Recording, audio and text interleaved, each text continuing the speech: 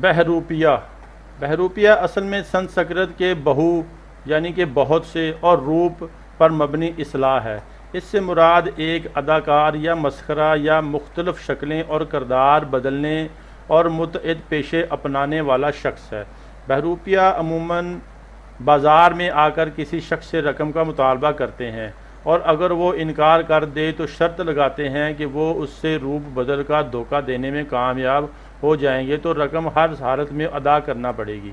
کچھ روز بعد بہروپیہ کسی گوالے، پھیری والے یا کسی شخص کے روپ میں اس کے پاس آتا ہے اور اپنی اصلیت ظاہر کیے بغیر سودا کرنے کے بعد ایک دم سب کچھ اتار پھینکتا ہے اور مقررہ انعام وصول کرتا ہے۔ ان کا تعلق کسی بھی ذات سے ہو سکتا ہے، لیکن روہتک میں چوڑے بہروپیے ملتے ہیں۔ کچھ اضلاع میں بہروپیوں کی ایک آبادی یا خاندان نے کچھ زمینیں حاصل کر لیں اور ایک ذات بن گئے۔ چنانچہ پانی پت میں ایک بہروپیہ خاندان لگان سے مستثنی گاؤں کے مالک ہیں، البتہ وہ اب خود کو شیخ کہلواتے ہیں۔ سیالکوٹ اور گجرات میں ماہتم کو عموماً بہروپیوں کے طور پر جانا جاتا ہے۔ گجرات کے بہروپیے چتوڑ کے راجوں کے ساتھ تعلق کے دعوے دار ہیں۔ ان کا کہنا ہے کہ وہ پٹھانوں کے خلاف ایک مہم میں اکبر کے ساتھ تھے۔ مہم کے بعد وہ چناب کے کناروں پر کاشتکاری کرنے لگے۔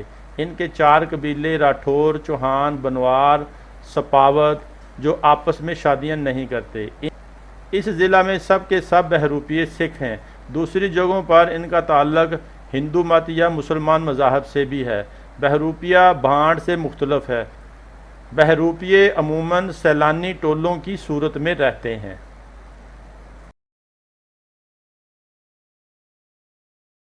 بھٹ مؤنث بھٹن، بھٹنی، بھاٹنی یا بھٹانی۔ پہاڑوں میں اس کا تلفظ بھاٹ ہے۔ حصار کے ان 2 ذیلی ذاتیں برہمن اور راج سے ملتی ہیں۔ ملتان کی تحصیل شجاع آباد میں صرف برہم اور کاٹی مار گروپ ملتے ہیں۔ برہمنوں کی 7 گوتیں ہیں: چندی داس، محل، سوترک، چنگر، پلسا، چندریا اور چنن۔ کاٹی مار ایک ذرا مختلف ذیلی ذات ہے اور عموماً شادیوں کے موقعوں پر طے شدہ رقم وصول کرتے ہیں۔ وہ گیت کمپوز کرتے ہیں اور دوسری طرف شاہ پور کے بھاٹ کھوکھروں میں منقسم ہیں۔ مسلمان بھاٹیوں کی تعداد نسبتاً کم ہے اور ان کی تنظیم بھی زیادہ پیچیدہ نہیں ہے۔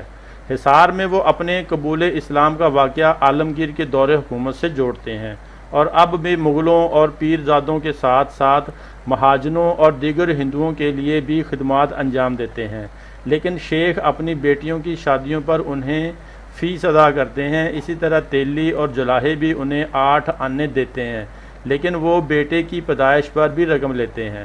شاہ پور کے مسلمان بھاٹیوں کی مندرجہ ذیل شاخیں ہیں: چرال، پنج، سمت اور گدرال۔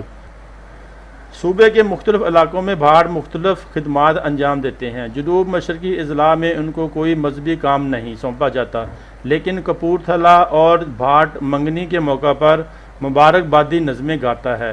کسی گھر میں وفات ہونے پر بھاٹ 13 روز تک وہیں رہتا ہے اور چھوٹے موٹے کاموں میں ہاتھ بٹاتا ہے۔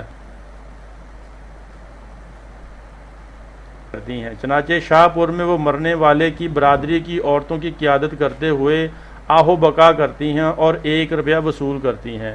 ڈیرہ غازی خان میں ان کی فیس 2.5 آنا یومیہ ہے۔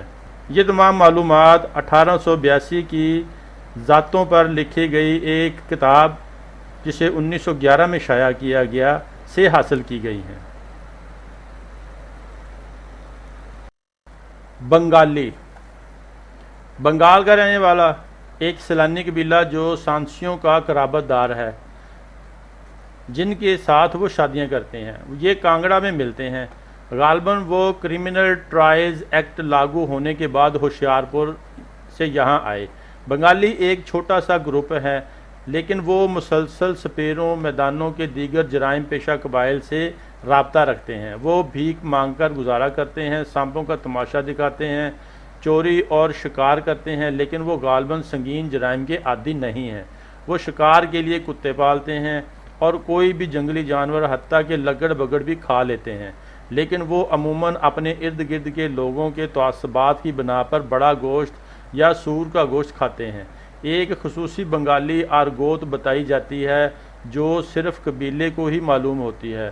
ان کی عورتیں جسم فروشی کے علاوہ رقص اور سنگیت بھی جانتی ہیں۔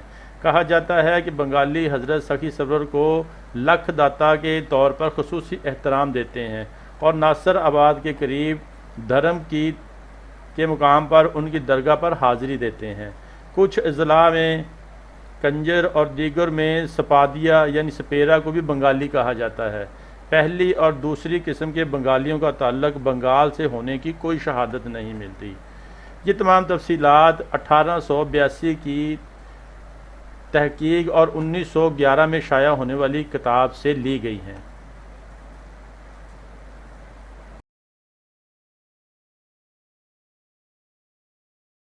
بودلہ ایک ذات ہے۔ بودلے وٹو راجپوتوں کا ایک چھوٹا سا حصہ زیریں اور وسطی ستلج کے علاقے میں آباد ہے۔ کچھ پشتوں سے انہیں ایک مخصوص تقدس حاصل ہے اور اب حضرت ابوبکر صدیق سے قریشی ماخذ کے دعوے دار ہیں۔ متعد خود کو قریشی کہلواتے ہیں اور اب بھی وٹو لڑکیوں سے شادیاں کرتے ہیں، لیکن وہ اپنی بیٹیاں صرف بودلوں کو ہی دیتے ہیں۔ کچھ عرصہ پہلے تک بھی وہ ایک سیلانی قبیلہ تھا، اب ایک جاگیر کے مالک ہیں۔ وہ ملتان، بہاولپور اور پھر منٹ گمری آئے۔ مسٹر پرسر کے مطابق وہ کاہل، بے وقوف اور احمق ہیں۔ منٹ گمری سے وہ سرسا گئے اور پھر ہاہک پر گندہ پر قبضہ کیا جو اب تک ان کے ماتحت ہے۔ انہیں جادو منتر کے ذریعے بیماریاں دور کرنے کی طاقت کا مالک بتایا جاتا ہے۔ وہ بالخصوص سانپ کے کاٹے، آب ترسی یا ہڑک کا علاج کرتے ہیں۔ ان کی بد دعا بڑی مؤثر سمجھی جاتی ہے۔ آس پاس پڑوسیوں کے دیگر قریشیوں کے ساتھ ان کا کوئی تعلق نہیں، لہٰذا ان کا وٹو ہونا مشکوک ہے۔ ممکن ہے کہ وہ قریشی نسل سے ہوں، لیکن اب وٹوؤں کی لڑکیاں شادی کے باعث ان کے ساتھ اس قدر منسلک ہو گئے ہیں کہ وہ تمیز کرنا مشکل ہو گیا ہے۔ ان کی سانپ کے کاٹے کے علاج کی اہلیت ایک تاریخی امر سے مربوط ہے۔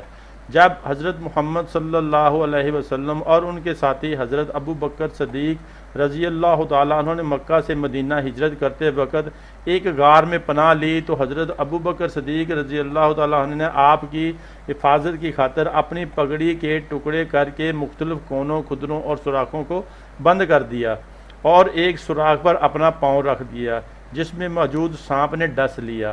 حضرت محمد صلی اللہ علیہ وسلم نے فوراً آپ کا زہر نکال دیا۔ سیلانی گرہستی فقیروں کے ایک طبقے کا نام بھی بودلہ ہے۔ اس کے علاوہ سنیاسیوں میں اس نام کا بھی ایک فرقہ موجود ہے۔